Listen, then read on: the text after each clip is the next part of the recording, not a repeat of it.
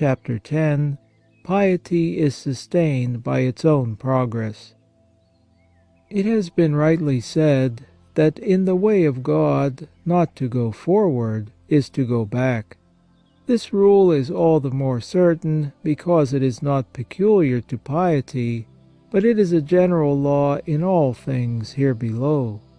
In the same way as iron gets rusty if it is not often rubbed, and as a house falls into dilapidation and ruin if it is not periodically renewed, so all living creatures visibly fall away and incline towards death as soon as their activity ceases growing in strength.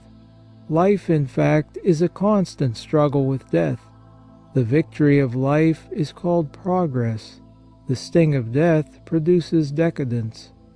No stable equilibrium can possibly be realized. We must go forward or back. The life of piety, which is an interior impulse of love for God, does not escape this stern law. On the path that leads to God, there is no stage where it can stay and sit down. On this steep slope there is no resting place. Either one ascends while the will is active, or else one goes down as soon as the will relaxes. For this ascent of the soul towards God is like the upward flight of birds towards the sky. As soon as their wings cease to beat the air, they fall merely by their own weight. Experience has too often shown that piety is only maintained by progress. The world affords daily sad examples of this. Here we see a pious person who was regular in prayer, in daily meditation, and in frequent communion, and this daily contact with God transfigured his soul.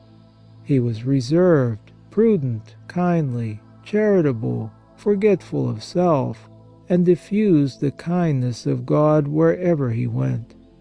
But either from weariness or distaste, or it may be through being overwhelmed with business or worldly attractions, he fell off in prayer, gave up meditation, made his communions without fervor, abandoned the habit of reading good books, and at once he became thoughtless.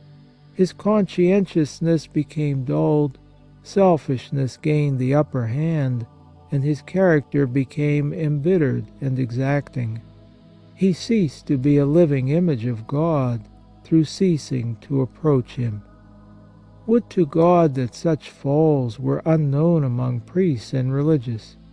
Can it be possible that in the cloister, where heroic wills, in an outburst of noble audacity, have buried richly endowed treasures, such breakdowns grieve the divine heart?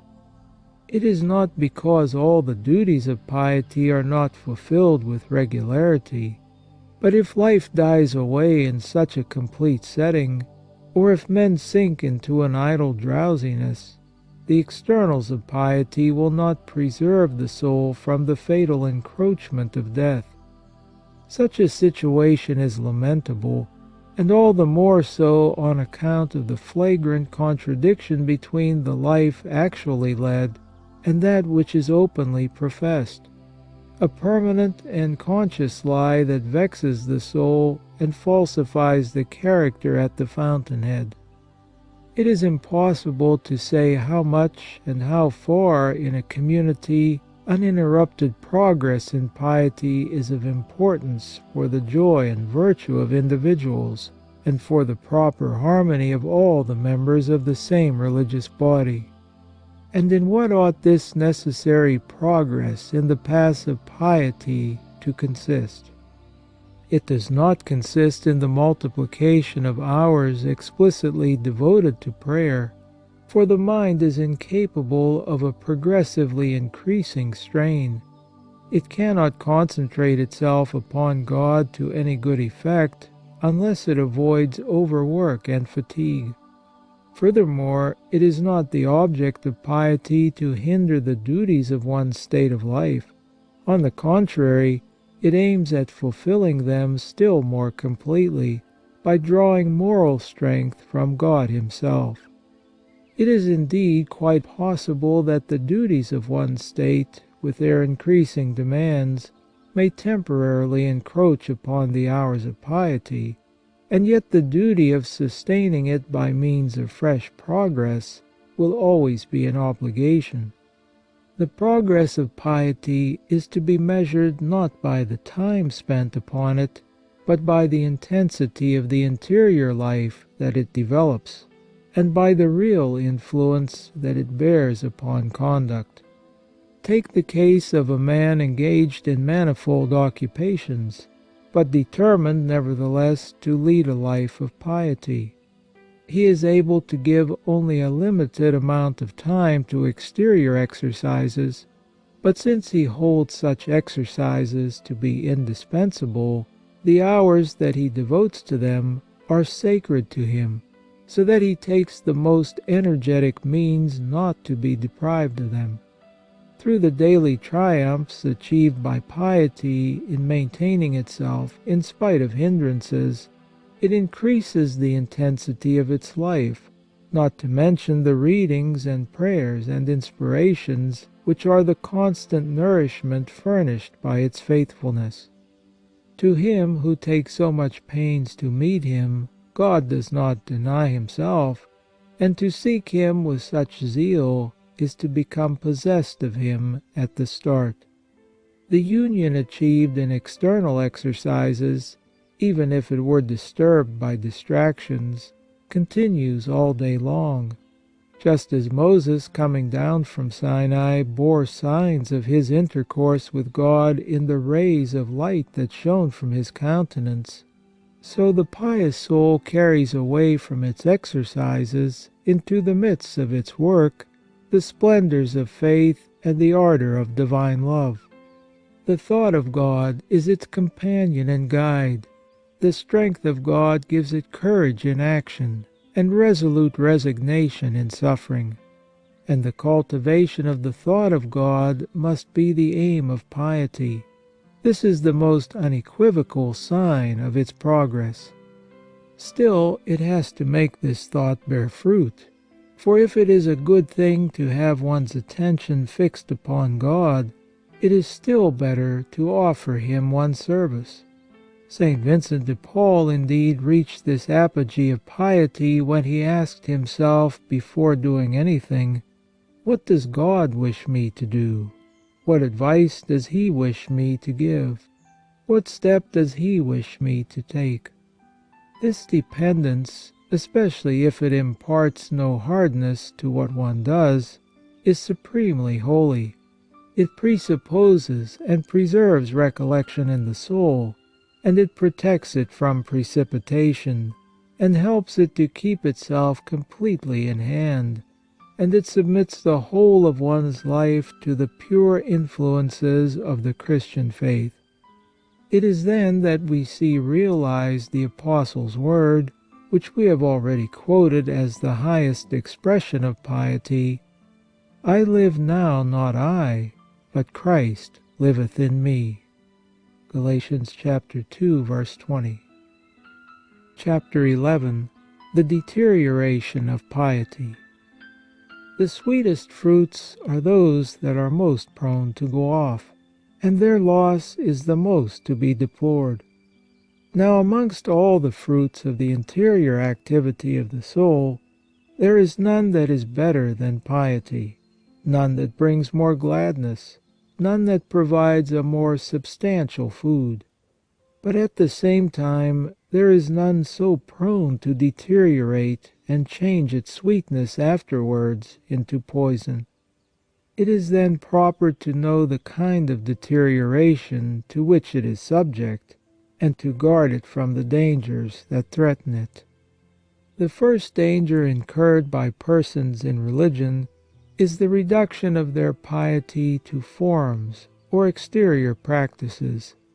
However worthy of respect the practices may be, they do not constitute piety itself, for piety is a life that reveals itself within. The exterior acts are the necessary stimulus and the visible expression of it, and when they have set it in motion, they have fulfilled the part they have to play. If they did not awaken it, and especially if such were not their tendency, they would be sterile. Jesus put His disciples on their guard against this fault when He said, "When you are praying, speak not much as the heathens, for they think that in their much speaking they may be heard. Be not you therefore like to them, for your Father knoweth what is needful for you before you ask Him." Matthew chapter 6, verses 7 and 8. These admirable words well reveal to us what prayer is. We do indeed require a form for our lips, not at all in order to reveal our wretchedness to God, for He knows it better than ourselves, but a form to arouse our own feeling, and to put our hearts in a state of active supplication. So then, they leave the true path of piety who multiply to excess vocal prayers, and pick up every known form of devotion and make a duty of reciting it daily, without taking care to keep alive the spirit of prayer in the soul. They risk wearing out the mind if they do not incur a distaste for religion. They also leave it who consider themselves pious because they make innumerable pilgrimages and belong to innumerable confraternities, or because they wear a number of religious emblems. There is certainly no harm in these visible signs in themselves, which may be valuable as a stimulus, but in the persuasion that piety consists entirely in doing such things. In the same way, what can be better than the divine office and the liturgical ceremonies? Does not God wish us above all through these to enter into possession of His life? And nevertheless it comes about that in consequence of mere routine, not well struggled against, these exercises may become a withered bark that no longer enshrines life. They have an appearance of piety, especially when they take up several hours of the day, but they have not the reality, and they do not yield its fruits. How many priests and religious think that they have enough piety, provided that every day is full of exercises? What more can you ask, say they? What God requires, in addition to the bodily presence and the motion of the lips, is presence of spirit and activity of soul. When this inner ferment is lacking, can it be wondered at if, in spite of the religious habit, words and conduct are so devoid of God? Interior piety, in its turn, is subject to deviations. In ill-balanced minds it may lead to sentimentalism and illuminism. Far be it from us to cast aside the sensible joys which to pious souls, especially to those living in community, are the just recompense of their efforts. God is the controller of the effusion of His grace. When He pleases to let souls taste His goodness by means of consolations, it would be an unwelcome proceeding on man's part to refuse His gifts. But according to the subtle remark of St. Francis of Sales, though it is important to seek the God of consolations, it is not a duty to seek the consolations of God. It would then be an error, and a fault as well, to cultivate piety for the sake of the sensible satisfaction expected from it, and to use it to stir up impressions which are more likely to soothe the nerves than to fortify the will. In those who are greedy for such emotions, it is the sensuous side of the disposition that is developed, and not the religious life. This is why piety disappears as soon as the senses have grown dull with habit, and enjoyment has vanished, just as a plant with shallow roots dries up under the first heat of the sun. If a sentimental sort of piety remains, it soon falls into a still graver evil, illuminism. Perhaps you have known people of delicate nerves, predisposed by ill health to every kind of over-excitement, who cannot find the way to learn wisdom in the occupations of their state of life, and who abandon themselves to all the delights of a religious obsession. They imagine that God favours them with His intercourse without stint. They see Him, they receive His messages, and they are fed up with phantoms and visions. These are the victims of Illuminism, sick souls, deserving all pity, and often incurable, who are only able to find relief in the strict obligations of practical life. Such unfortunate beings cannot be undeceived too quickly before they have become the victims of their delusions. Let them be well persuaded that God speaks to the soul by the ordinary means of faith, and not by extraordinary favours, and let them show a humble distrust of everything that makes them leave the common path. Pride is the greatest danger of piety. Certainly we know that pride is natural to the human heart, but at any rate it should use piety as a remedy and not as its food. But there are men who make their piety an instrument of vanity, and a cause of foolish self-satisfaction to themselves, an ostentatious piety that dies of its own abuse. It is to the vain who make an ostentatious display of piety that Jesus speaks the words, "And when ye pray, you shall not be as the hypocrites, that love to stand and pray in the synagogues and corners of the streets, that they may be seen by men. Amen, I say to you, they have received their reward. But thou, when thou shalt pray, enter into thy chamber, and having shut the door, pray to thy Father in secret, and thy Father who seeth in secret will repay thee." Matthew chapter 6, verses 5 and 6. For piety does not look for the notice of man, indeed, but for the notice and possession of God. But God is not to be found in the public squares. He is in the heart of the Christian. And in order to enter into his own heart to visit the God who dwells therein, the Christian flies far from the noisy throng. He loves the shadowy solitudes, the depths of the woods, the dim corners of the churches, the mystery he can find in his own room. The more he isolates himself, the more he finds God.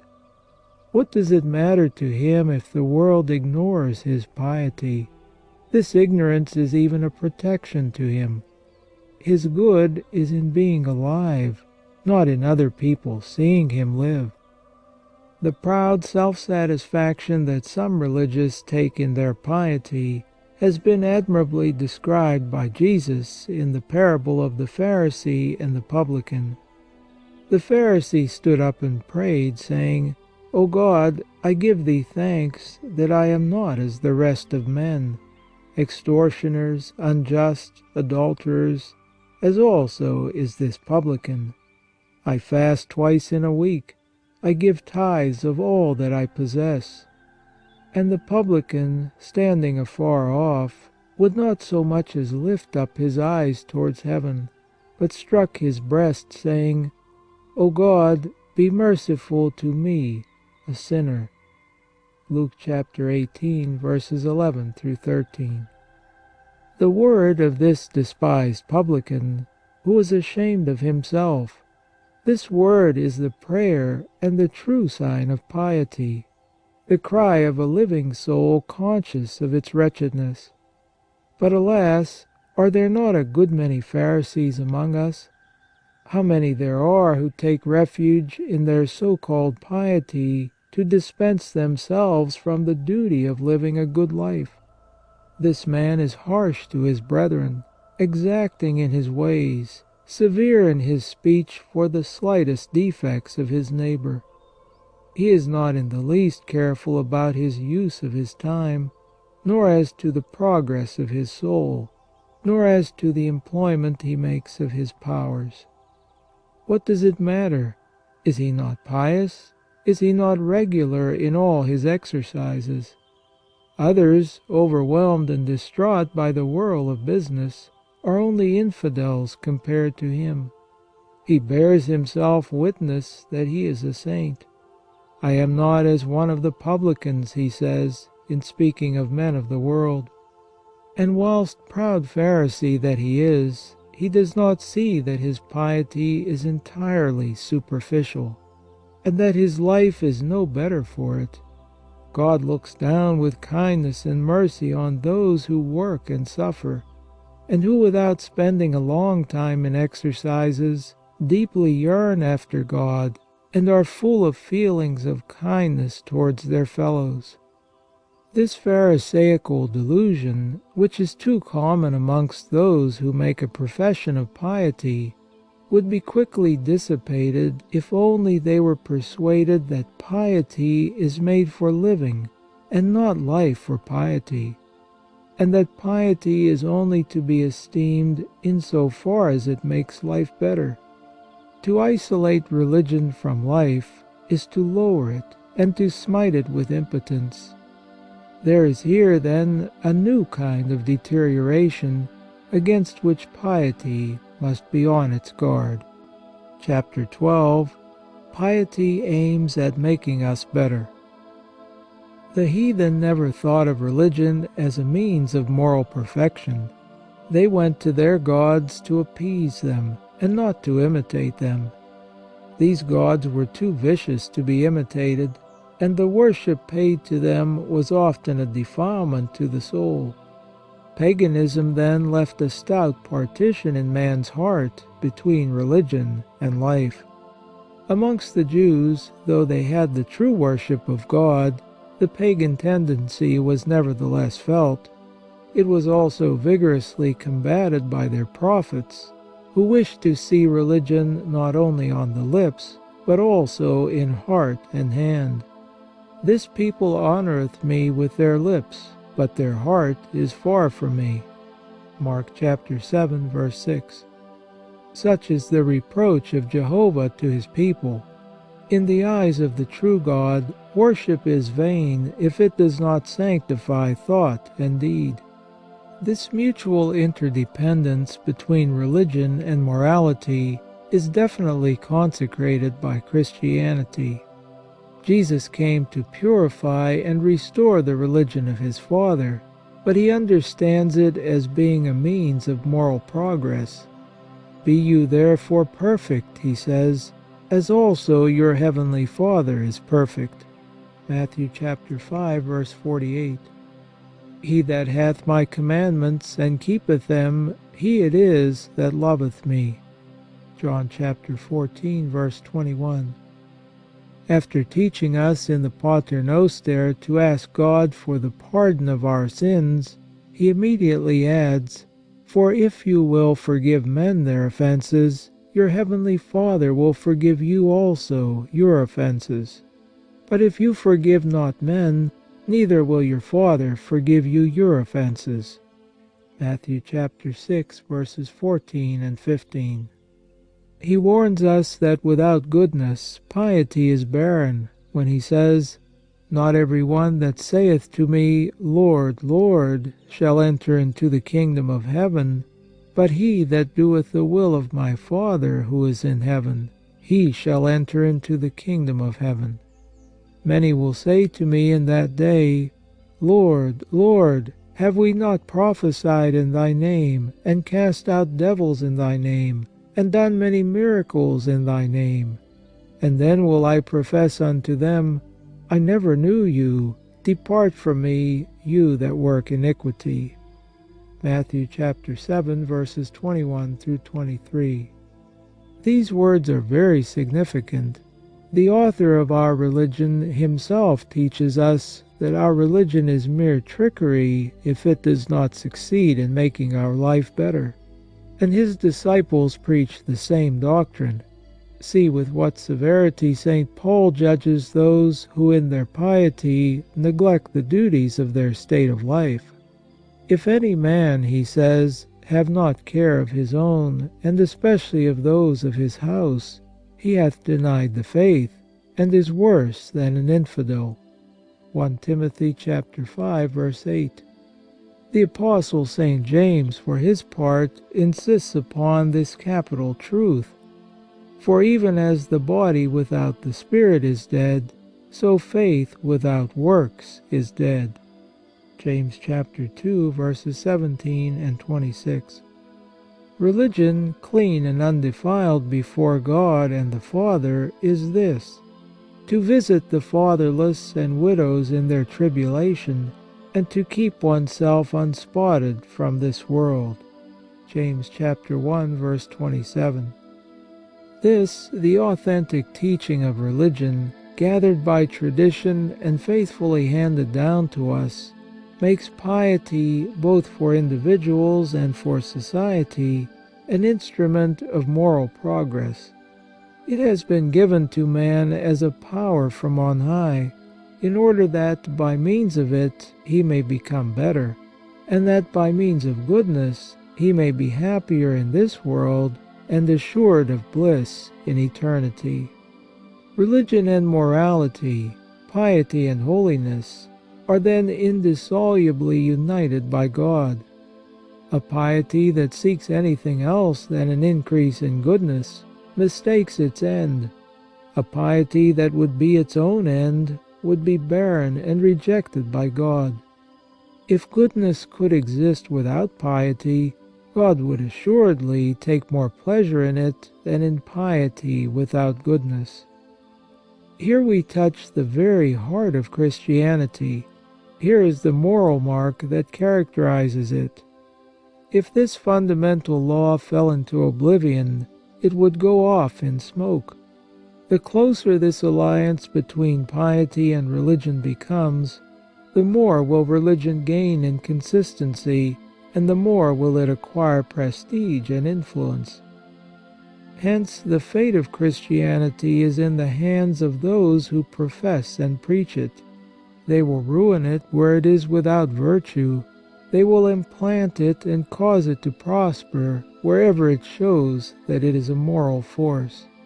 Therefore, it is seriously distorted if it is limited in its action to temporal advantages.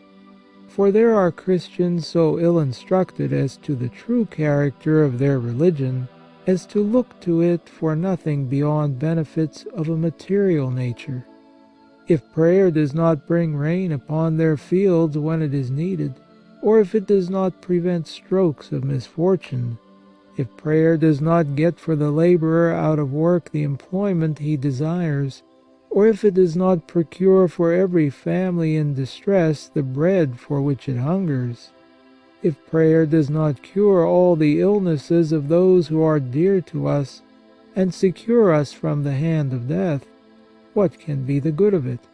And what is the use of religion to man? With such a spirit as this, prayer is not addressed to God except under the pressure of some apprehension. Then recourse is had to the forms that are recommended as infallible receipts according to circumstances.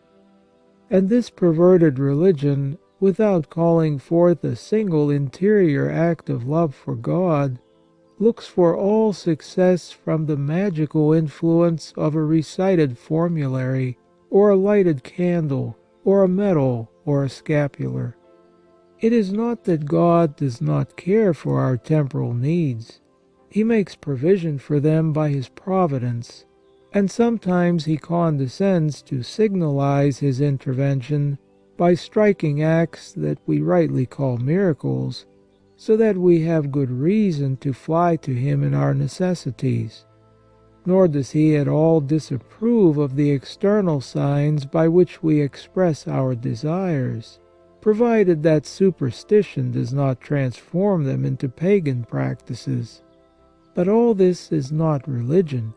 It is only its rind, a rind that is worth keeping so long as it contains and does not stifle religion.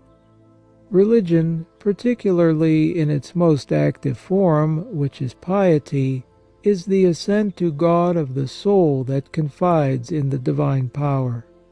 Under this impulse, the soul is lifted and purified, and becomes more worthy of the God to whom it draws near. The grace of God penetrates it, ennobles it, transforms it, and fortifies it. After being made better in all respects by this happy communion, it returns to earth better equipped amidst its temporal interests. It is enough if God have changed the soul, without changing the circumstances in which it lives, for it to find everything altered. It has more courage to turn its powers and capacities to account, and to conquer in the struggle for existence. Temporary defeats do not beat down its energy or prevent its recovery of self-possession, so that it can set to work once more. It remains in firmness and resignation to face the evils that it cannot get rid of, and it makes use even of its sufferings to help on its moral progress. Such effects, which are the fruits of religion, are surely worth more to men than the transitory benefits of some earthly gain. Would that Christians always sought in their piety for this inestimable good. If every kind of distortion of piety is to be avoided, it must also be prevented from becoming barren. It is sterile in those who ask for nothing from it, and who also get no profit out of it. It is a loss to them if the time and the strength they spend in pious exercises yields them no return. Although it were to be regretted, we might put up with the purely personal harm, for which they themselves alone are responsible, if it did not turn to the grave detriment of religion itself. For piety falls into contempt among men when it appears empty and unfruitful in those who practice it. The world knows you for a man of faith and piety.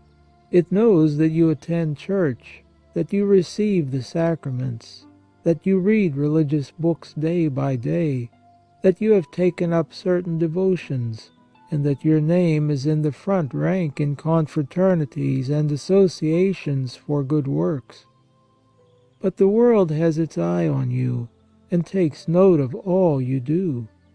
It sees that you give up none of the pleasures of your position, that you are proud when you are out, harsh and bad-tempered at home, and that your tongue utters bitter and poisonous things. Your passions are stormy and not at all under control, and your virtue is not above suspicion. Then what is the use of piety? What difference is there between you who make a profession of it and unbelievers who speak against it? What result has the grace of baptism had in your case? What strength do you get from prayer? If only you were more frank, more just, more gentle, more charitable, more generous and more mortified than other men, they would say that these graces in you were the triumphant wonder of your piety. But see to what scorn you expose it when your life shows that it has not made you better. Just as saints bring honor to God, so do people whose piety is sterile lower Him in the thoughts of men.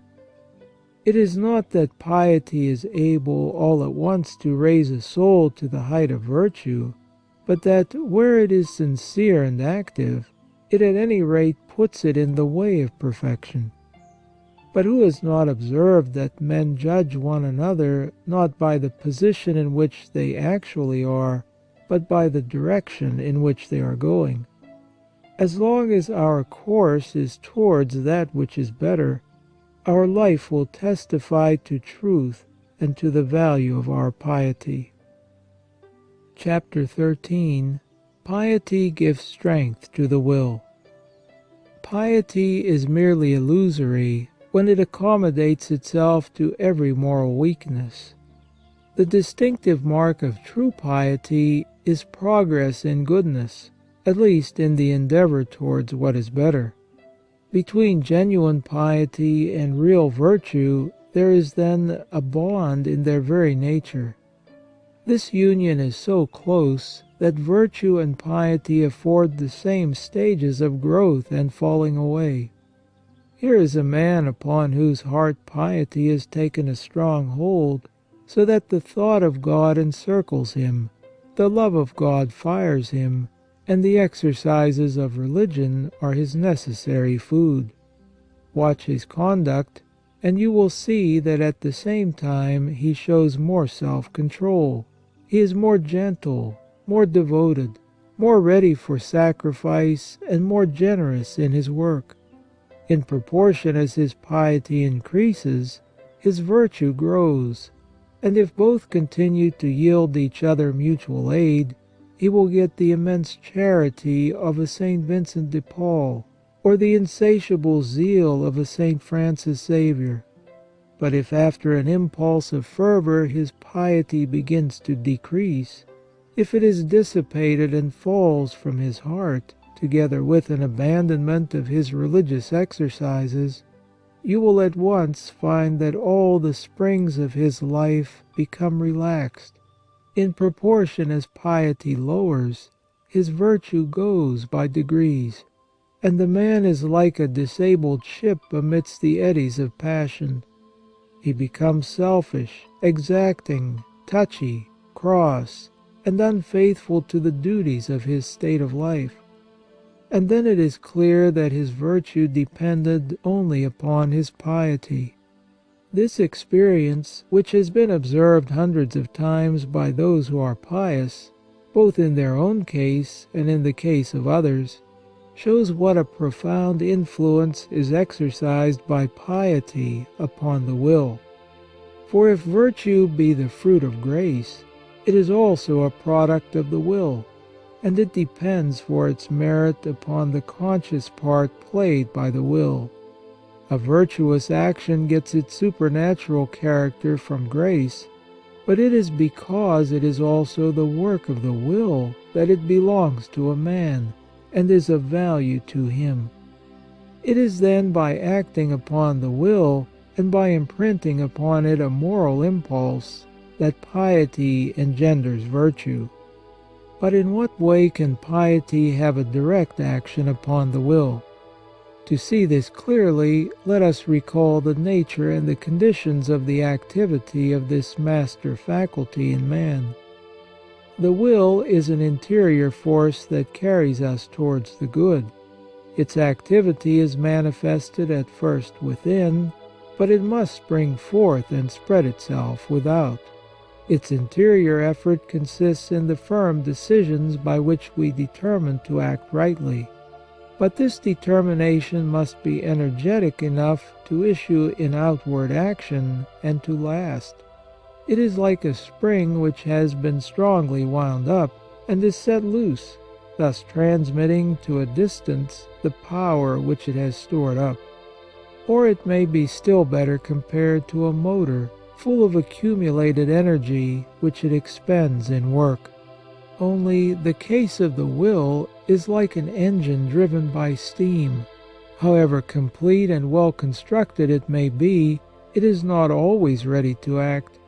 Clear ideas are not enough for it, just as a knowledge of machinery is not enough to set a motor going. And just as in the motor steam under pressure is required for action, so the will must possess a certain amount of heat of feeling to come into play. If we know how to awaken and to enkindle feeling in the soul, we then have the secret of moving the will. Now these are the conditions that cause an awakening of the feelings. Recollection, which makes its appeal to all the powers of the soul and keeps them under control within.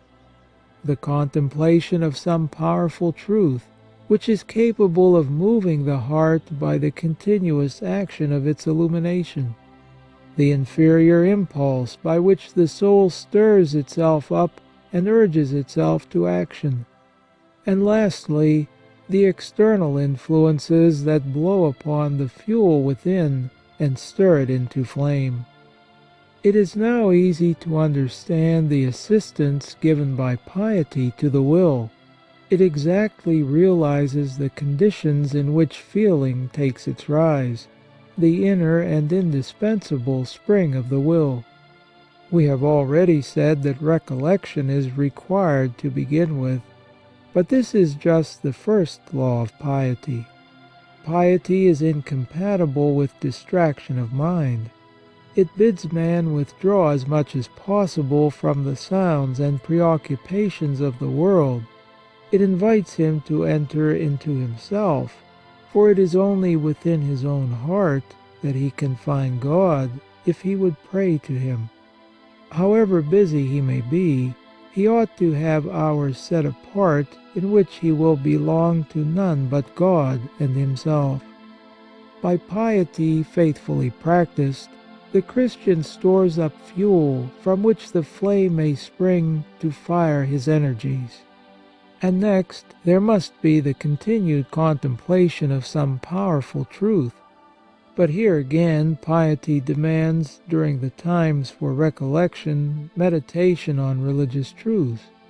Now every one knows that of all the objects of knowledge, the most serious and the most impressive for the soul, the most independent of race and time, those that move the heart to its profoundest depths, are afforded to us by religion.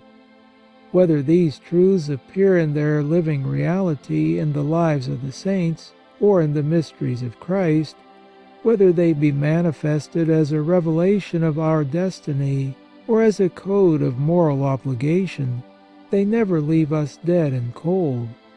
Reason, no doubt, is not without urgent considerations, but religious motives are always still greater, more universal, and stamped with a higher authority.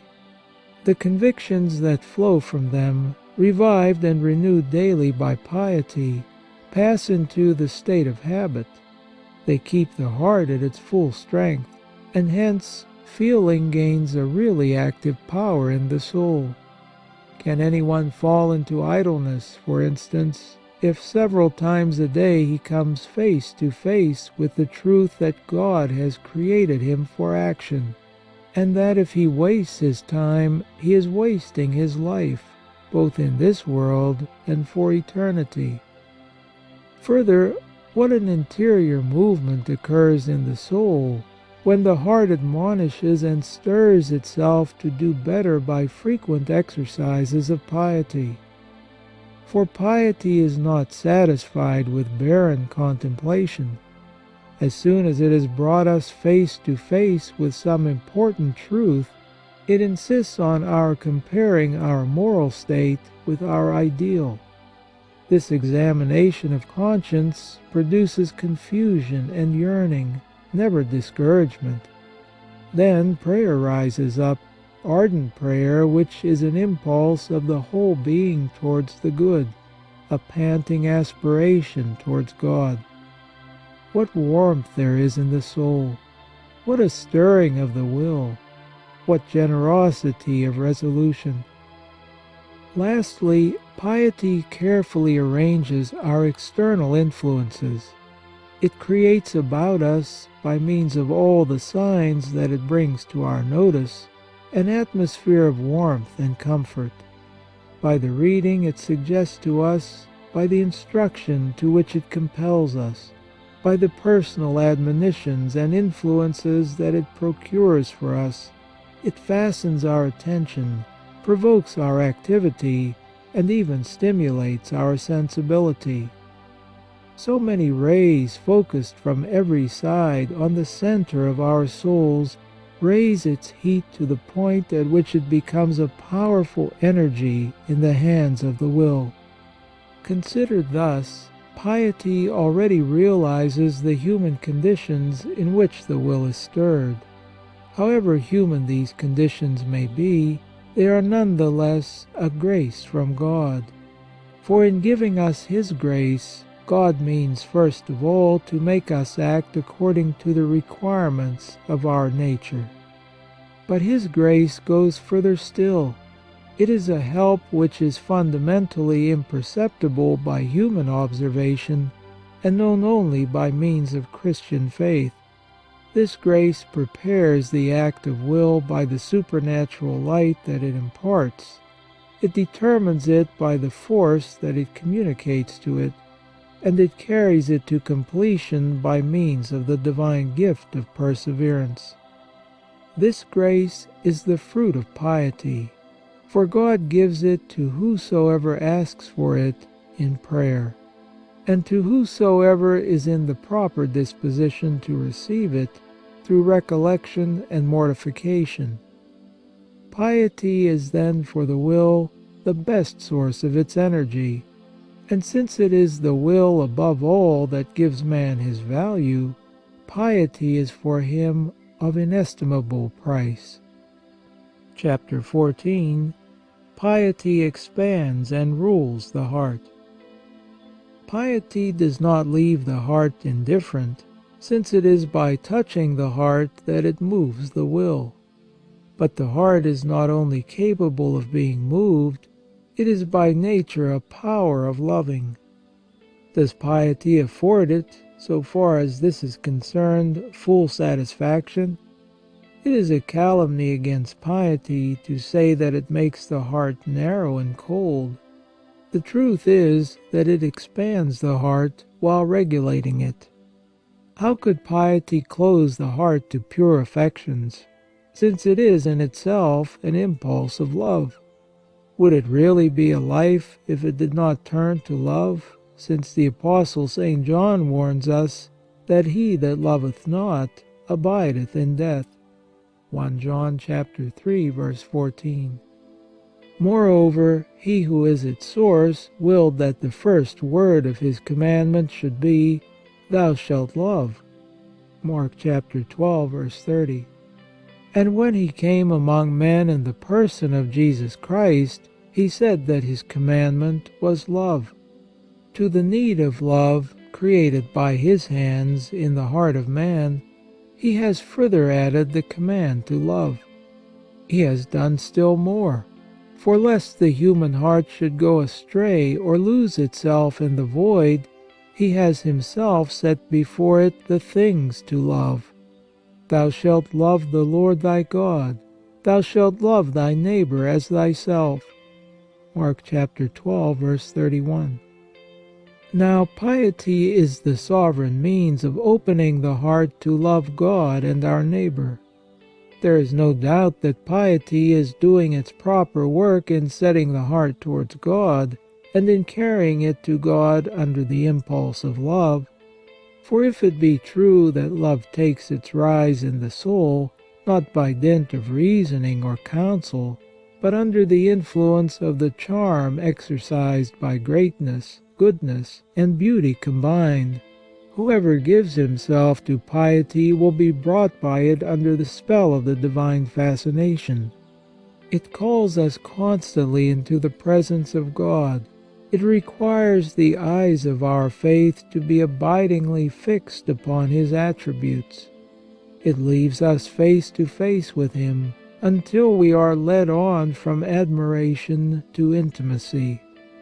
In order to fix our attention upon Him more effectively, it shows Him to us living in flesh like ours, veiling His splendor enough for us to draw near, and yet allowing enough rays of beauty and goodness to come through to kindle love in our hearts. In Jesus Christ, it is love itself that piety offers us, love suffering and dying for us. In mental prayer, at Mass, in Holy Communion, in the depths of our own heart, everywhere piety speaks to us of Jesus and says, "He is there, He loves thee, He calls thee, He is waiting for thee." From the time of St. Paul to our own days, what a glow of love has not piety enkindled!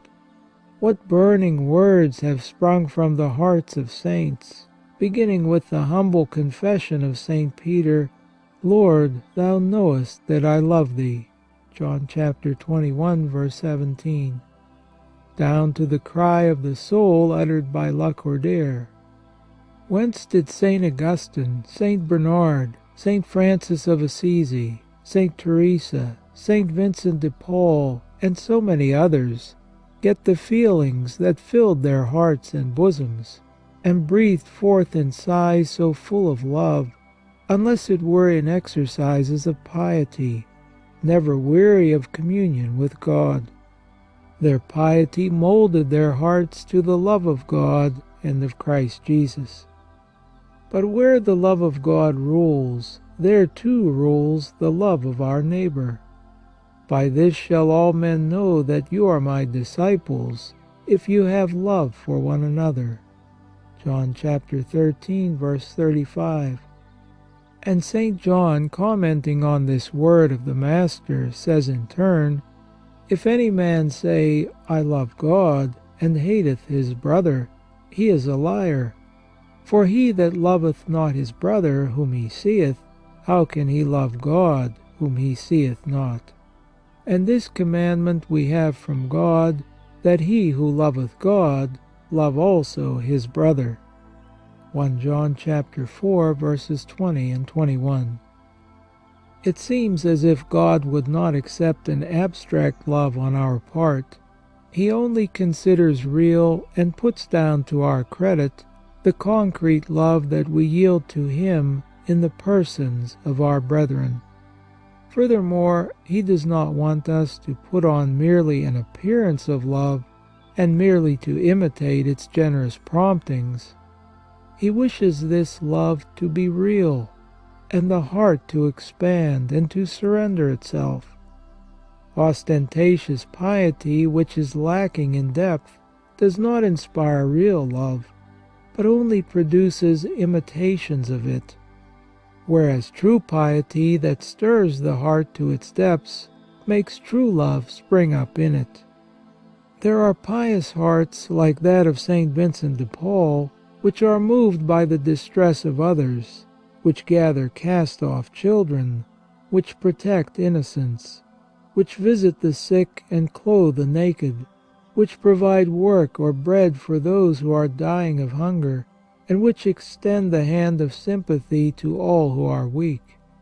When I see hearts untouched by the sufferings of others, and which pass by in indifference, or even turn away from those in rags, I say that true piety has never imbued them.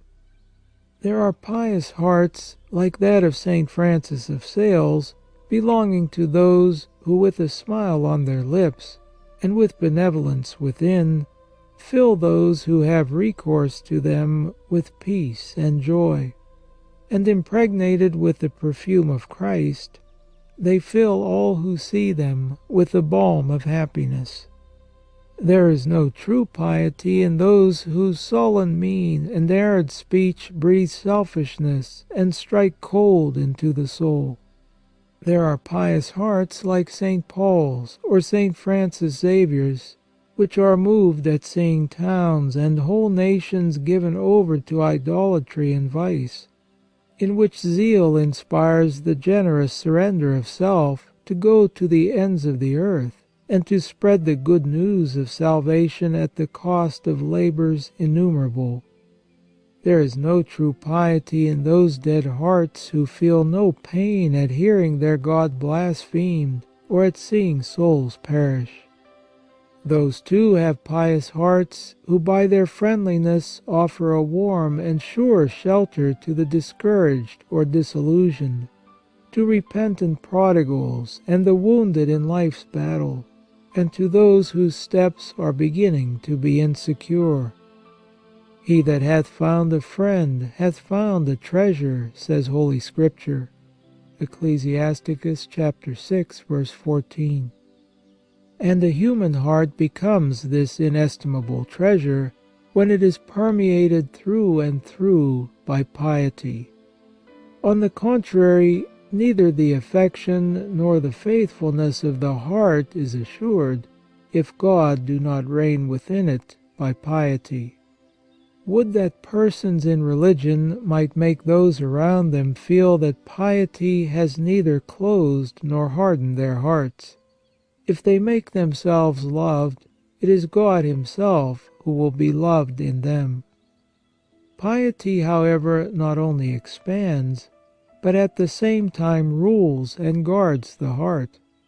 Having a heart is not at all the same thing as being given up to the caprice of sentimentalism. It is not to be without heart, to withdraw it from pillage and corruption. The heart indeed is exposed to a double danger. It may be mistaken as to its object and go astray, or it may push its feeling to excess and thus lose its fineness and equilibrium. It goes astray when it gets attached to things that were not made for it.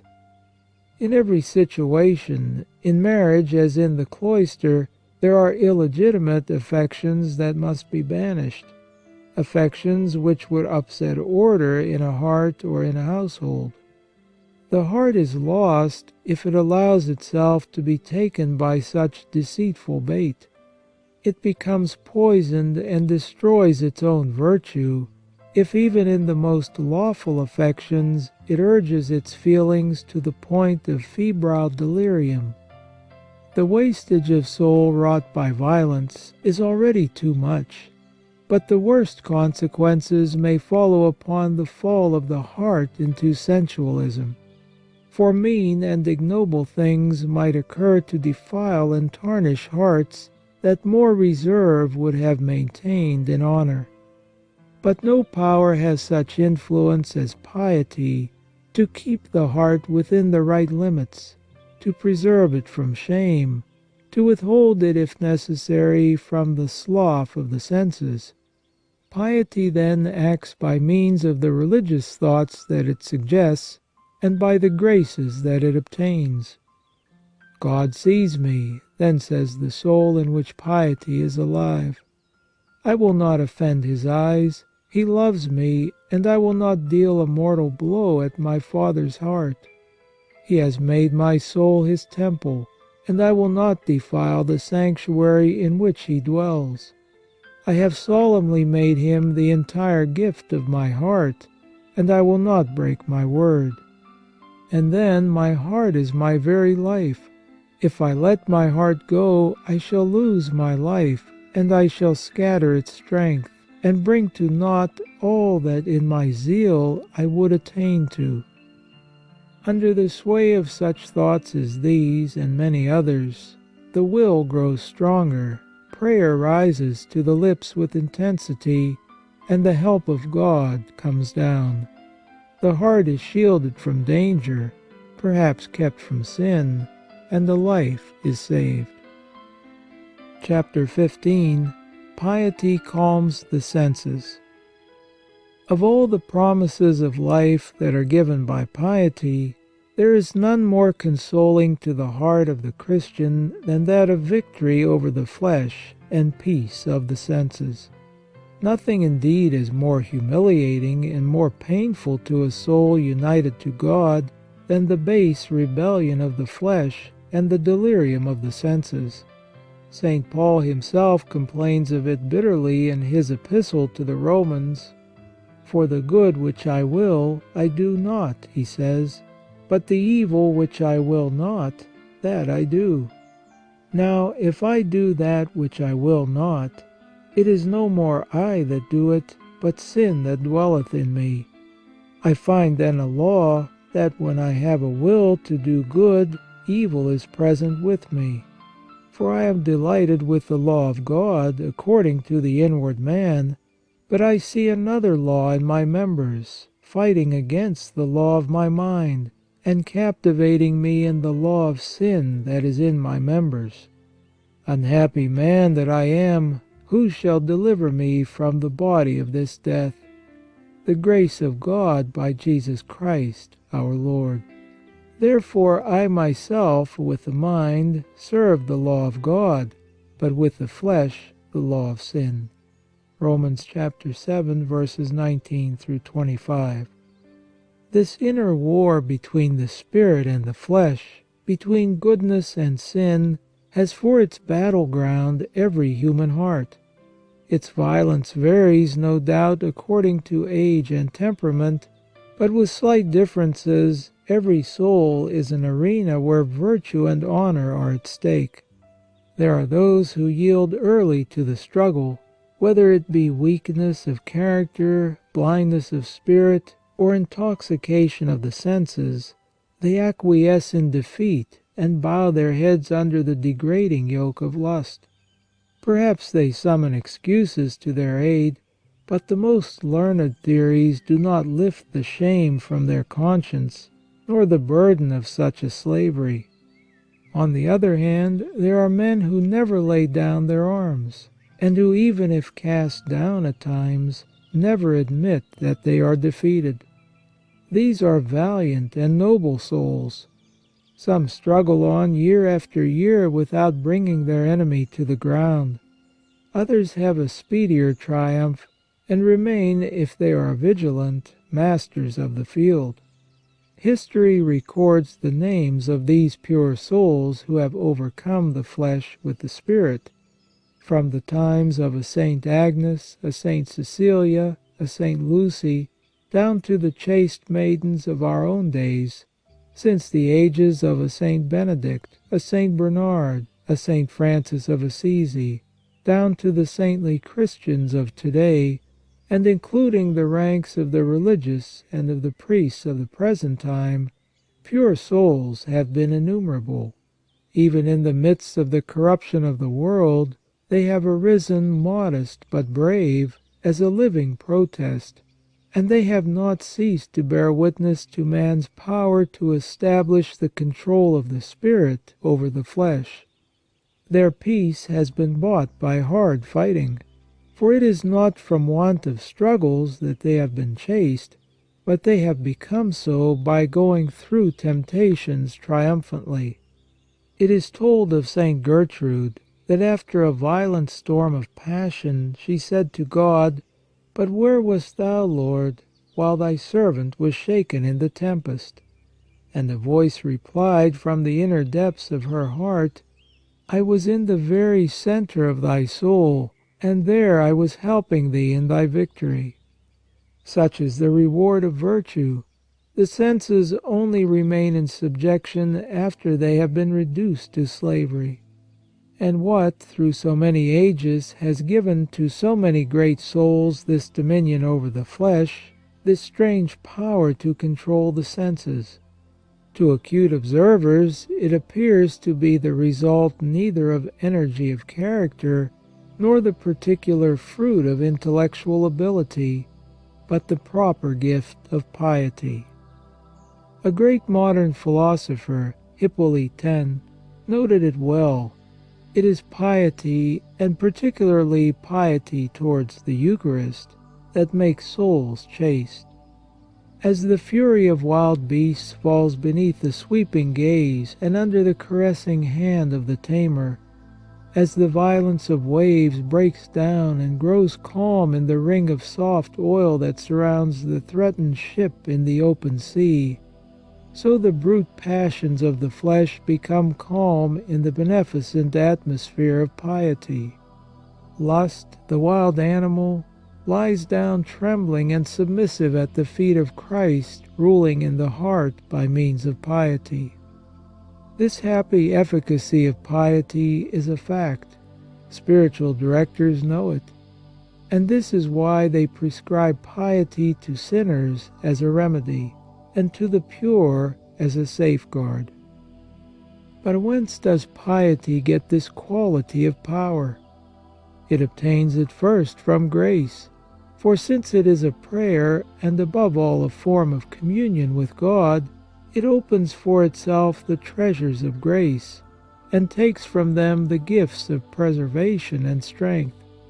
However mysterious grace may be, it is none the less a real help, the help of God applied to the soul within. Its mode of action escapes our notice, but is none the less deep. What is more within our grasp is the manner of influence of the interior activity within us, which we call piety. So far as we have taken cognizance of it, piety, besides the grace that it merits, tends of itself to produce chastity, because it withdraws the soul from the flesh, because it deprives the flesh of the feeding ground of sensuality, and because it mortifies the senses. Piety, where it is a living reality, withdraws the soul from the flesh. Certainly it cannot, in our present conditions, altogether detach the soul from the senses, but at least it carries it far from all that is low, into the higher regions of the moral ideal, towards heaven, where God calls it and awaits it. In fact, by means of contemplation, it keeps the attention fixed upon God, upon Christ and the saints. It raises the mind into the realm of light.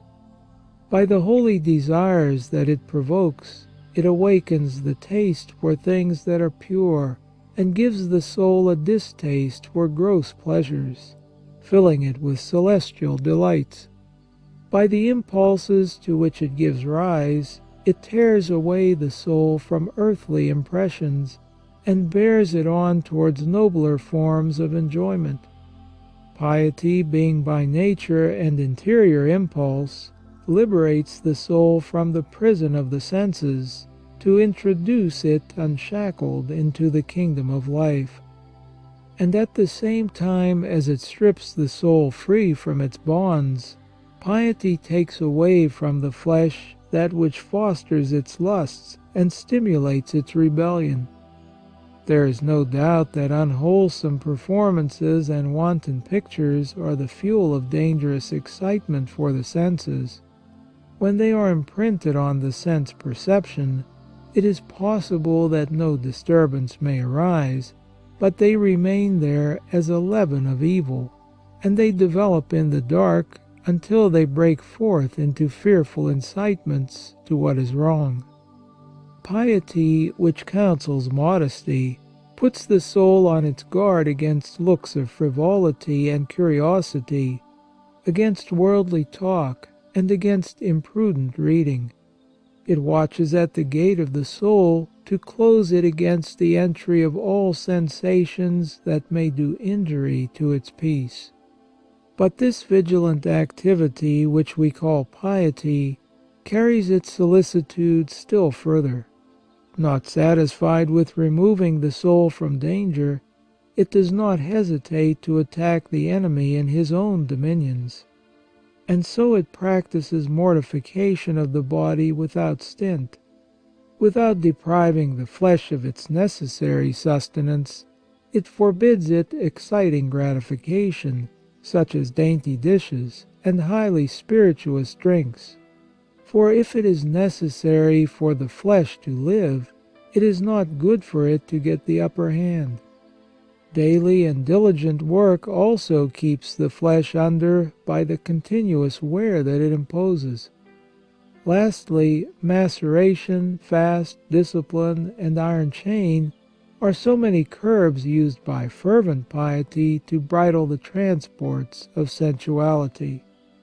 And let it not be said that the flesh is thus rather enfeebled than subdued, for experience shows that in the chaste life is not extinguished, but flourishes. In the happy peace which they have secured by means of piety, they are the most energetic, the most hard-working, and the most devoted. They are neither enervated nor lessened. They are strong because they possess freedom and integrity. Would that piety, attaining its highest activity in all those who profess it, might produce in all Christians this calm of the senses and this increase of the higher life. Chapter 16. Piety enlightens the mind. The mind itself, a citadel impregnable against any power of man, participates in turn in the benefits of piety, for through piety it is thrown open to God, who floods it with His light. Whatever certain gloomy thinkers may say about it, piety in no wise changes for the worse the natural brightness of the mind. It does not in any way narrow its vision or curtail the scope of its outlook. It does not injure in the least its freedom or activity for inquiry. Thus, the life of piety does no hurt to the life of the mind. On the contrary, it is a valuable aid to intellectual cultivation, both by the recollection which it prescribes, and by the supernatural light which it sheds upon the soul. Piety does indeed encourage habits of recollection. It recalls the soul from the things that distract it, and forces it to turn its attention within. Now, there is nothing so hurtful to intellectual work as the scattering of one's faculties, nor is there anything more favorable to study than the capacity for living within oneself. For it is not enough to see everything, nor to read everything, in order to know everything. What is of importance is to understand, and to ponder in one's soul what is said by books and men. Piety, by creating in the mind conditions which are favorable to meditation, cooperates in developing it. It gives further help by the supernatural illumination which it throws upon the objects of human knowledge. How many truths of the highest order, which reason alone would only discern in a dim twilight, are clearly outlined by faith, which is sustained by piety. Amongst these truths are the existence of God and the immortality of the soul, the two which are of the greatest interest for us to know. And if, moreover, we need examples to support this doctrine, the history of the Church provides us with the most illustrious names. The genius of St. Paul and of St. Augustine, far from being extinguished at the time of their conversion, rather owed the best of its splendor to their ardent piety. St. Thomas Aquinas was the most eminent of the doctors of the Middle Ages, and the most pious of Christians. Bossuet, all of whose writings were filled with piety, lost none of his breadth of mind on that account. If we take away from Pascal what he gets from piety, his works will be deprived of their most striking characteristics. And if those who are pious have often appeared to be narrow and stunted, it must not be put down to their piety, but to the weakness of their intelligence or to the slackness of their will. Nevertheless, it is, properly speaking, in the region of things supernatural that piety enlightens the mind. Beyond the vast field of nature, the phenomena and laws of which have been given over to the patient investigation of man, opens out the profound domain of mysteries. Left to itself, the mind of man cannot enter into it, but faith takes him by the hand and introduces him thereto. It says to him, "See thy God who has created thee. He fills the universe with His presence, while at the same time He is in the depths of thy heart. Thy reason perceived the unity of His nature, now contemplate the Trinity of His persons. He has created thee in His own image, and thy soul bears His imprint. Thou comest from Him, and thou returnest to Him. Therein know thy destiny, and learn the meaning of thy life. This present life is thy wealth. Take care not to lose any part of this gift. Every moment of it is precious, since it enables thee to act rightly and to purchase the life that has no end. Thou wast fallen, it is true, but God took pity on thee, and stretched out His hand to thee in giving thee His Son. By Jesus Christ He has saved thee from slavery. He is saving thee from ignorance and vice, and He will save thee from death eternal. In the present and in the hereafter, He is thy life."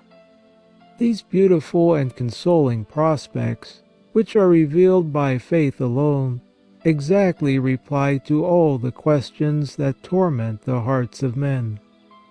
Science satisfies our superficial curiosity, but the serious anxieties of the spirit are only dissipated by faith. What am I? Whence come I? Whither am I going? These are the things that interest men of all climates and centuries. Once enlightened on these points, they are at peace about the rest. Faith gives us firm, definite, and clear replies. Apart from faith, the mind of man is ever in hesitation and liable to error, like a person walking in the dark. Even today, where there is no faith, there is the same uncertainty as amongst the pagans of old, or else there is nothing but foolish negation. Look around you. He who is wanting in faith is also lacking in the true knowledge of the origin, the end, and of the meaning of life. If faith is a gift so precious that the Apostle was able to say, "The just man liveth by faith," Galatians chapter 3, verse 11, the vitality of a man's faith will be the measure of his life.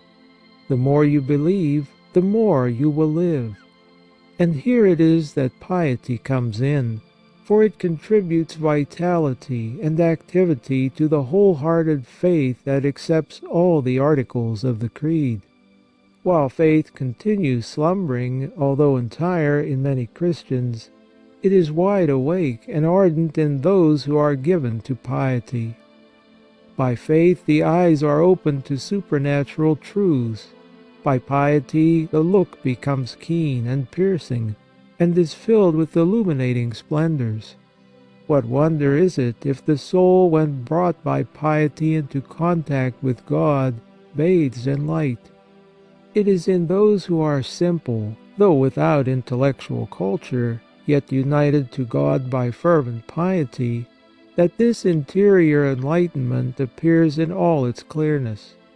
As to God, the soul, and religious truths and morality, and as to the ordering of their lives, they have views that are surprising, and that no learning has given them, but which have been revealed to them by their intercourse with God, and by nothing else. St. Teresa had but little learning, and nevertheless what deep insight into divine mysteries and into the human soul is to be found in her works. Marie Eustel, a pious maiden who only knew how to use a needle, left behind her pages, charming in their delicacy and faith, written under the inspiration of God in the Eucharist, in whose presence she spent whole nights in contemplation. How many peasants and humble women, taught by piety, speak of the ways of God with as much competence, and above all with more freedom and unction, than learned theologians. If the form of their utterance is less accurate, yet on the other hand, how much fuller it is of light. From the heart, all on fire with piety, come these divine splendors to illuminate the mind. For, to use the language of St. Paul, the heart has eyes which are able to penetrate the mysteries of God and of Christ, as well as those of our destiny. Ephesians chapter 1, verses 18 and 19. Jesus himself tells us that the heart can see, but only on condition that it is pure. Blessed are the clean of heart, for they shall see God. Matthew chapter 5, verse 8. And therefore Pascal was right when he wrote, "The heart has reasons that the reason cannot apprehend. We know it in innumerable ways. It is the heart that perceives God, and not reason. This is what faith is, God known by the heart, and not by reason." He says further, "Do not wonder at seeing simple people believe without reasoning. God gives them the love of Himself, and the hatred of themselves. He inclines their hearts to believe. We shall never believe with a trust that is effective and of faith, unless God incline the heart, and we shall believe as soon as He gives the inclination. The intuitions of the heart, which are so full of suggestiveness in things human, since one knows so quickly and so readily what one loves, have then a great power in the things of God. Piety gives them, because it carries the heart to God and enables it to taste the Lord, and because it makes one experience in life itself the goodness of God. Piety is love, and from the fire that it kindles in the heart emanate the beams that enlighten our whole being. Chapter 17. Piety makes men apostles. Piety, as we have said, is an interior life, but a life that cannot be confined within. It ferments like leaven in the midst of the soul, and as soon as it has attained a certain degree of heat, it must find a way out. As the heat of the sun sends forth its rays to carry to a distance its light and fertility, so the heart that is on fire with the love of God is unable to keep in confinement the holy ardor with which it glows. And further, piety, after being sanctifying, becomes conquering.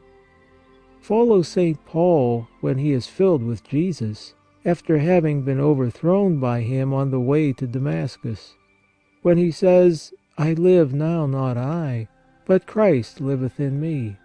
Galatians chapter 2, verse 21. He gives you the measure of his piety. Would you next know the kind of apostle he is? Then hear him. "Woe is unto me if I preach not the gospel. A necessity lieth upon me." 1 Corinthians chapter 9, verse 16. "The charity of Christ presseth us." 2 Corinthians chapter 5, verse 14. "So that by all means Christ be preached, in this also I rejoice, yea, and will rejoice." Philippians chapter 1, verse 18. Then see him in Athens. He is violently moved within on seeing the city wholly given up to the worship of false gods.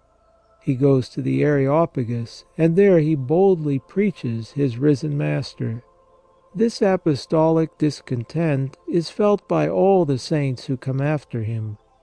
In the 12th century we find St. Bernard, while still in the world, with such fervour in his speech that he wins his friends and carries them off to Citeaux, and as soon as he becomes a monk, he takes in the whole world in the sweep of his ambition, and all Europe is moved by the ardour of his words. In the next century St. Francis of Assisi and St. Dominic carry piety and the work of the apostolate to its highest pitch. Is there any one that more really deserves the name of religious than the poor man of Assisi and the founder of the Rosary? In the vast monasteries where they receive such multitudes of young novices, do we not find piety put in the forefront, and is not prayer the bread on which their vigorous souls are fed? Thus it is that they are moulded to the apostolate.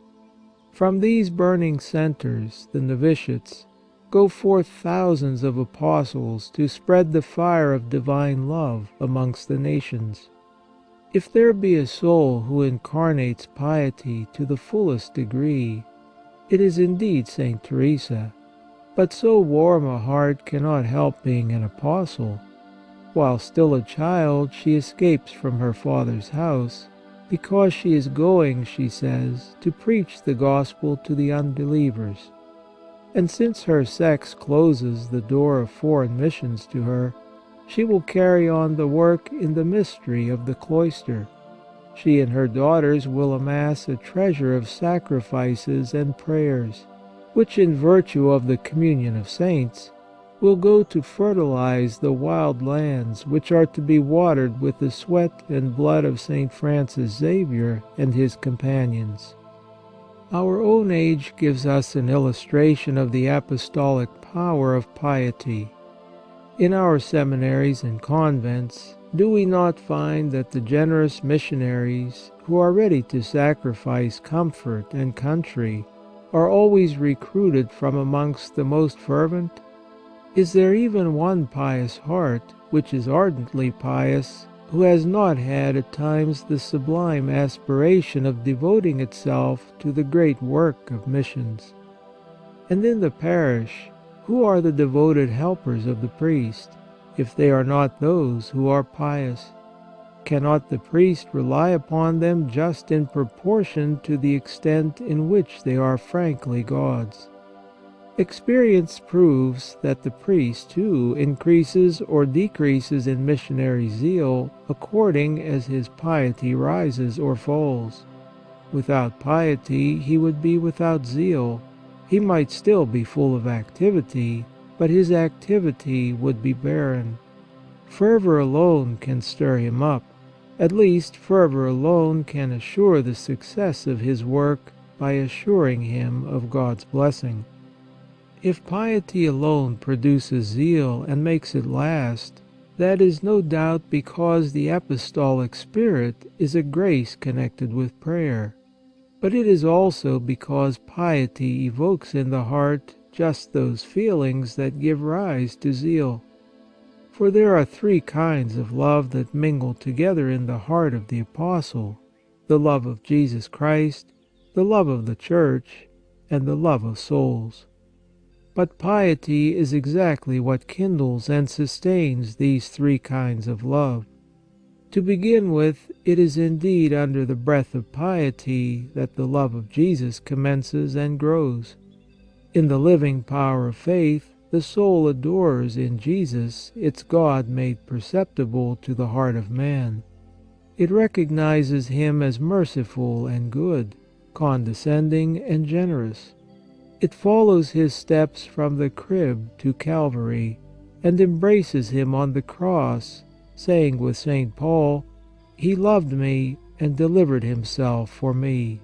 Galatians chapter 2, verse 20.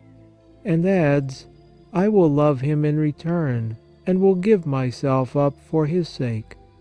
But how are we to give ourselves up for Christ's sake? The pious soul discovers the secret of this. "If Jesus," she says, "has shed His blood for me, at least I will spend mine for Him. It is not enough to show that I love Him by living a holy life. I wish to prevent His blood from being wasted.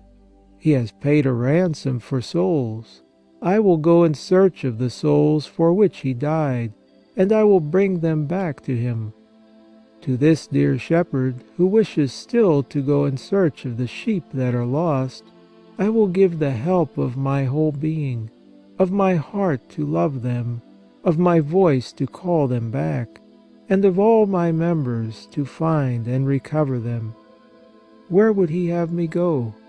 Whether it be to the end of the world or to the land of my birth matters little, provided that I can be of service to Him. My sole ambition is to be the means of bringing souls to love Him. What zeal for work, what disinterestedness are aroused in the heart by such feelings of love!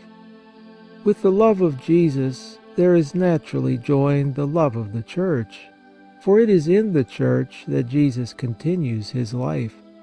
What filial piety the Christian feels in his love of the Church! She is his mother. He respects her, cherishes her, and wishes to see her great and honored. Whatever affection he has for Jesus, he carries on to the Church. He is full of holy jealousy for her glory, and he wishes to extend her sway, and hence he is full of zeal for her sacred interests. "Why," says he, "the Church is my mother, and am I not to be grieved when I see her insulted and buffeted, and attacks made upon her rights? I will be her defender in the eyes of all men. By my conduct I will bring her honor. By my fidelity to her and pride in her, I will prove the intrepidity of her sons. By my words I will repay the insults that outrage her, and by my missionary endeavors I will maintain her rights. But it is not enough to defend her. I will work for the extension of her sway. Her kingdom consists of the souls of the faithful. I will therefore win souls for her. I will win them for her by the exercise of my influence amongst those of my own circle. I will win them by taking part in clubs for the enrollment of the young, and by helping on with purse or in person such apostolic works as make it their object to gain heathen lands. Missionaries at home as well as abroad all these have given their lives with the noble desire of serving their mother, the Church. Lastly, piety produces the love of souls, because it steeps the heart of the Christian in the divine loving kindness and inclines it to compassion. Whoever participates in the life of Christ feels all that Jesus felt, and says with him, "I have compassion on the multitude." Mark chapter 8, verse 2. "I will not send them away fasting." Mark chapter 8, verse 3. "Come to me, all you that labor and are burdened, and I will refresh you." Matthew chapter 11, verse 28. "Him that cometh to me, I will not cast out." John chapter 6, verse 37. "He that is without sin among you, let him first cast a stone." John chapter 8, verse 7. All these divine words rise to the lips and inspire the actions of those who pray, and of those in whom the life of piety bears sway. And is not having such feelings in the heart having apostolic zeal? For an apostle is nothing else than one who has pity on the poor and stretches out a helping hand to them, who raises them up and brings them to themselves by bringing them to God. It is this compassion that opens men's hearts to Him. He brings them kindness and generosity and devotion. By loving souls He wins them, and when He has won them, He gives them to God. It is then true that piety makes men apostles. If it is a good thing to say to the young, "Be apostles," it is still better to call upon them to be pious. The apostolic sense will not arise without piety. True piety will inevitably produce apostolic feeling. Chapter 18. Piety floods the soul with joy. Piety crowns its work and completes its benefits by flooding the soul with joy. And in doing this, it grips the Christian to the very depths of his being. For man aspires to joy in virtue of an irresistible need. He calls for it by all his powers. He seeks it with all his energies. He flings himself upon it wherever he thinks he can find it. He opens his heart to all that gives him a gleam of it, and he is grieved at everything that disturbs it or that takes it from him. No one can escape this law of nature. Joy is what the workman looks for in his injurious alcoholic drink, and it is joy that the Carmelite will partake of in the austere seclusion of the cloister. However different may be the sources from which it is drawn, everywhere people wish to have happiness. Let us not blame a man for this instinctive greed of joy. Not only can he not prevent it, but it contains too many advantages for him to try to rid himself of it. For joy, by dilating the heart, and by the enjoyment that it affords, becomes a force for living.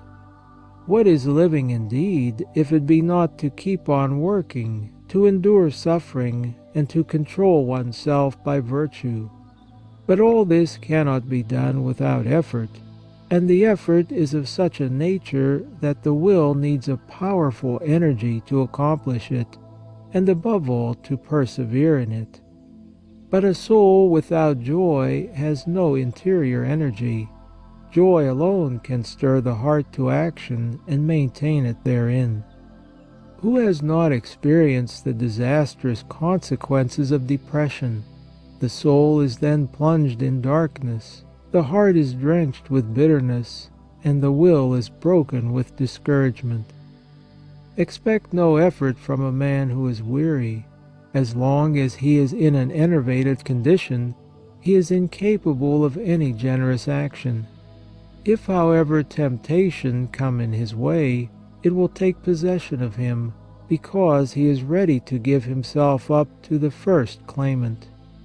Ill-omened times, times of sin and of every kind of failing, are the hours in which the moral nature is submerged by such interior desolation. They are barren lands if hope do not fertilize them, lands in which thorns and fruitless briars abound, instead of rich harvests.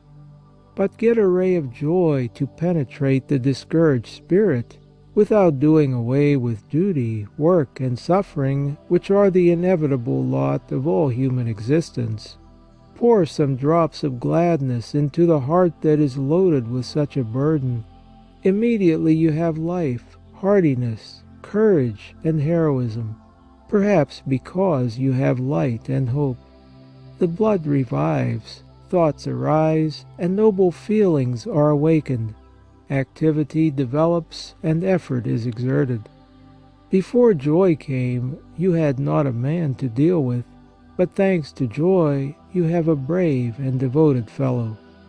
Thus do we learn a great lesson from experience. It teaches us what a responsibility weighs upon those who extinguish joy in a man's heart, for in killing joy they kill life itself. But on the other hand, what a noble mission it is to rekindle life in the soul by means of joy. He spoke well who said that the best of all alms to give is the giving of happiness. Whence comes joy? It does not come from outside, but it springs up within the soul. The external world cannot, in fact, either give joy or disturb it. Worldly festivities and sensual pleasures do not contain it. They intoxicate the senses, and they make the soul dizzy for a time, but they leave emptiness behind them, and regret and moral suffering. According to the saying of St. Augustine, they lie, they die, and they kill. The flatteries of men weave crowns that quickly fade. The noise of their applause is soon over, whilst the silence that follows is both very long and very deep. Riches bring on their part anxiety and fear. The gleam of gold is not the sweet ray of happiness. As a fair offset to this, the world is as powerless to take away joy as to give it. The brute forces of nature may cripple us, but they cannot make us despond, if we ward their blows from our hearts. And it is the same with the persecutions of men, whether they fling the darts of their words at us, or stir themselves against our interests, or chill the social atmosphere in which we live by their antipathy. All external disturbances leave us untouched, so long as we are masters of our own hearts and protect them from such attacks. Joy is within us. There it takes its rise and expands and is consummated. Joy is indeed the fruit of peace, not the false peace of indifference, but the peace that wins a living soul by self-conquest. Give peace to the mind by luminous convictions on the essential problems of life. Give peace to the heart by setting it free from the snares in which it gets taken, and by arming it against deceits and treacheries. Give peace to the imagination by delivering it from the fatal fancies that so often disturb it. Give peace to the senses by regulating their activity according to reason. Give peace to the will by maintaining its aptitude for effort in the face of difficulties. And lastly, give peace to the conscience by the testimony of never being consciously false to duty. By this universal peace you will have produced joy within you. At least let this peace reign to some extent by frequent victories, and joy will have made its entry into your soul. And this is where piety comes in. For religion promises joy by means of peace, but it only gives it to those who are religious to the point of piety. And that religion promises peace and joy not only for the life to come, but also for this life. This you know from the teaching of Holy Scripture. peace I leave with you, says Jesus. My peace I give unto you, not as the world giveth, do I give unto you. John chapter 14, verse 27. These things I have spoken to you, that my joy may be in you, and your joy may be filled. John chapter 15, verse 11. In the world you shall have distress, but have confidence, I have overcome the world. John chapter 16, verse 33. You shall lament and weep, but the world shall rejoice, and you shall be made sorrowful, but your sorrow shall be turned into joy, and your joy no man shall take from you. John chapter 16, verses 20 and 22. Blessed are ye when they shall revile you, and speak all that is evil against you untruly, for my sake. Be glad and rejoice, for your reward is very great in heaven. Matthew chapter 5, verses 11 and 12, and Luke chapter 6, verse 23. Blessed are they that mourn, blessed are they that hunger and thirst after justice, blessed are the merciful, blessed are the clean of heart, blessed are the peacemakers. Matthew chapter 5, verses 3 and following. When the angels announced to the shepherds the birth of the Saviour, they said to them, We bring you good tidings of great joy. Luke chapter 2, verse 10. And when the apostles preached the religion of Jesus to the world, they present it as a joy. These things we write to you, that you may rejoice, and your joy may be full. 1 John chapter 1, verse 4. Rejoice in the Lord always. Again I say, rejoice. Philippians chapter 4, verse 4. Always rejoice, pray without ceasing. 1 Thessalonians chapter 5, verse 16. We are helpers of your joy. 2 Corinthians chapter 1, verse 23. And you are my joy and my crown. Philippians chapter 4, verse 1. St. Paul, while incessantly harassed with persecutions, protests that he rejoices. I exceedingly abound with joy in all our tribulation. 2 Corinthians chapter 7, verse 4. Being apostles of joy, the disciples of Jesus live themselves in invariable joy. On the first occasion on which they appear before their persecutors, and when they are beaten with rods, they went from the presence of the council rejoicing that they were accounted worthy to suffer reproach for the name of Jesus. Acts chapter 5, verse 41. Thenceforward, the radiancy of joy becomes the characteristic of the faithful. See how they love one another, was said of the first Christians. When they are on the way to torture and to death for God, they cry out, We were never at a happier feast. The saints, who are the true heirs of the ancient fervour, are also the readiest for joy. Happy in conscience, whatever their external trials may be, they have the power to create peace and the feeling of happiness in others. And in this they gather such force of character that they say with St. Teresa, Give me suffering or death, or else with St. John of the Cross, Let me suffer and be despised for Thee, O Lord. And the race of such souls is not extinct. It lives still in our midst among those Christians who are entirely subject to the sway of piety. Follow their procedure closely. They are neither harsh, nor sad, nor morose, but engaging and kindly. In the limpid clearness of their looks, in the calm repose of their features, you have a pure expression of their interior peace. The deep joy that shines through their words and on their faces is the fruit of their living piety. Piety, in fact, has both brought peace and stirred up life in their souls.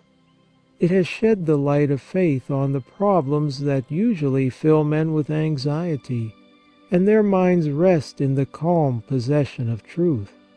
It has kept their hearts from those swervings that trouble one's existence forever, and if it has entered into a heart that has strayed, it has brought it back from far-off exile and purified it from defilement and degradation. It has given these hearts such high and certain hopes that they are strong enough to bear disillusionment and separation, not indeed without suffering, but without flinching. It cures souls wounded with grief, or which have been deeply rent. It has the gift of turning the bitterest cup into sweetness. It is, above all, an invaluable tonic for the will, and by means of it the will triumphs over the temptations of the evil one and over despondency. By it, too, the conscience keeps or recovers its peace, because by its means conscience avoids moral falls or raises itself from them. And note that piety does not produce this peace by reducing the soul to a state of slumber or of lethargy, which is a diminution of life. This peace is established after a victory, not after a defeat. It is a conquest of self, not an abdication. The soul that lives by piety, as may be seen by observation, is full of activity, enterprising, intrepid, and influential, and all the more energetic outwardly, the more it is at liberty within. Its strength, like its peace, comes from the fact that piety imparts to it a keen and profound sense of the presence of God. What joy is found in the feeling of the possession of God, which fills the soul with an anticipation of heaven! What strength there is in the conviction that God is there in all His power and loving kindness, that He will overcome all temptations, that He will wipe away all tears, that He will make good all losses, and that He Himself will be the spring of all our actions. What eagerness there will be to abandon oneself to His influence, and to make oneself the free and conscious instrument of His grace. It was this sense of God, felt in the heart through piety, that flooded a St. Francis Xavier with joy, and made him say, "Stay, Lord, and suspend Thy favours, for Thy servant can bear no more." And it is God, thus felt in the heart by piety, who today still sustains the fidelity of elect souls, and keeps them as a precious leaven for the regeneration of the future.